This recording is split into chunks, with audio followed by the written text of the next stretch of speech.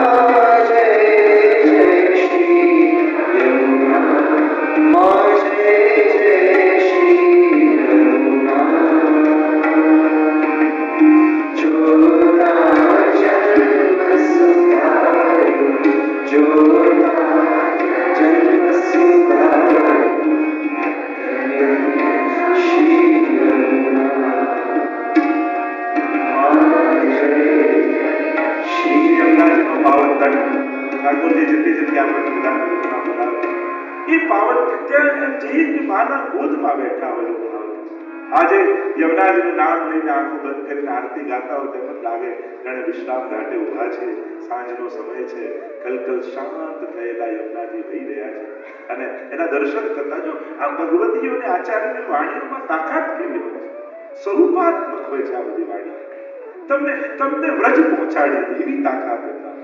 ભલે દુનિયાના કોઈ પણ પુણ્ય હોય પણ અમુક કીર્તન ગાઈએ, અમુક આરતી ગાઈએ, આપણને એમ લાગે આપણે અહીંથી ગયા, આપણે વ્રજ પહોંચી તમને વ્રજ આપ્યું એવો અહેસાસ. ધન્ય શ્રી યમુના કૃપા કરી ગોકુળ વ્રજ સુખની ટિકિટ કપાઈને વ્રજમાં પહોંચવું એ નહીં, તમે જ્યાં છો ત્યાં વ્રજનો અહેસાસ કરાવે એ યમુનાજીની આજ તો કૃપા આપણા પુષ્ટિ સ્વરૂપો એ તમને કોઈ યાત્રા દોડાઈને ભગાવે નહીં, ત્યાં તમે જ્યાં હો ત્યાં તમને એમ લાગે કે તમે વ્રજમાં પહોંચો. આ યમુનાજીની કૃપા. તો સ્નાનની વાત તો દૂર રહી, જોતા જન્મ સુધારે. કેવળ દર્શન કરી લો ને યમુનાજીના.